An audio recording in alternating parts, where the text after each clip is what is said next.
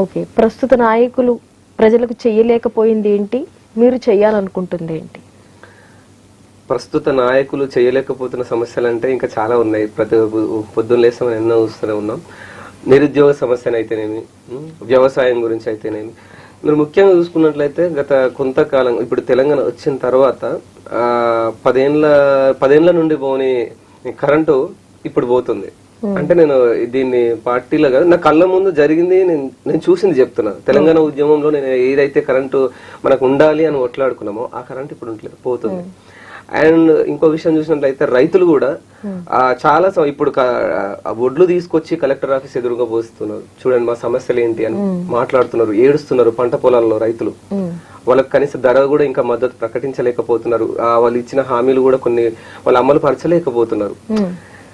ఇంకా పూర్తిగా చూసినట్లయితే గ్రామీణ ప్రాంతంలో విద్యా విధానం, ప్రభుత్వ పాఠశాలలు ఎక్కడ చూసినా కలుషితాహారం తిని పొద్దున్న లేస్తే ఎక్కడో ఒక చోట కలుషితాహారం తిని చనిపోయే వాళ్ళు చాలా మంది ఉన్నారు. కానీ వాళ్ళ మీద స్పందించేటువంటి సమయం ప్రస్తుతం ఉన్న రాజకీయ నాయకులకు లేదండి.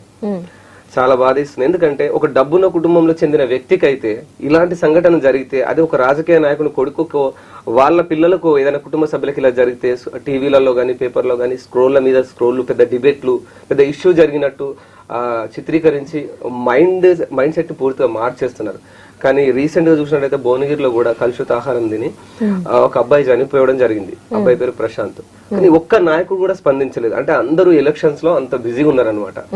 అంటే వీళ్ళు ఇచ్చే హామీలు ఎలా ఉంటాయి, వీళ్ళు చెప్పేది ఏదైతే ఉందో వాళ్ళు ఎంతసేపు ఓట్లు తెచ్చుకొని సీట్లో కూర్చుందామన్న ఆలోచన తప్ప ప్రజలు సామాన్యులు ఏమనుకుంటున్నారు అనే అది ఆలోచించే విధానం వీళ్ళకి లేదండి. పగలు తీర్చుకోవడానికి, వ్యక్తిగత కక్షలు తీర్చుకోవడానికి, ఏదో ఆస్తులు సంపాదించుకోవడానికి, పెత్తనం చెలాయించడానికి రాజకీయాలు చేస్తారు తప్ప యువత యొక్క మైండ్ సెట్ ని, ఐడియాలజీని అర్థం చేసుకుందామని కానీ సమాజంలో జరిగేటువంటి ఇలాంటి సంఘటనలు ఏవైతే ఉన్నాయో వాటి మీద స్పందించామన్న సమయం మాత్రం వాళ్ళకి లేదండి. సో ఇది నేను చూస్తున్నా. ఈ కలుషిత ఆహారం తిని కూడా చనిపోతూ ఉన్నారు. ప్రభుత్వ పాఠశాల ఇంతవరకు ఫిజికల్ ఎడ్యుకేషన్ అంటే ఒక పీఈటీ కూడా లేని దారుణమైన పరిస్థితి. ఇలాంటి విషయాలు మాట్లాడలేరు. ఎంతసేపు ఈ ప్రభుత్వం ఆ ప్రభుత్వాన్ని తిట్టడం, ఆ ప్రభుత్వం ఈ ప్రభుత్వాన్ని తిట్టడం, ఇలాంటి సంఘటనలు చూసినప్పుడు వీళ్ళు తిట్టుకోవడానికి చట్టసభల్లోకి రావడం ఎందుకు? ఎక్కడుండైనా తిట్టుకోవచ్చు కదా. సో ఈ రాజకీయ వ్యవస్థ, ఇట్లాంటి దరిద్రమైన రాజకీయ వ్యవస్థ ఉన్నది కాబట్టి నేనేమి పవన్ కళ్యాణ్ కాదు, కేజ్రీవాల్ అంతకంటే కూడా కాదు. ఏదో మార్చడానికి నేను అది చేస్తాను. కానీ నా ఓటును, అంటే ఈ ఓటు యొక్క విలువ నాకు ఈ మధ్య తెలిసింది.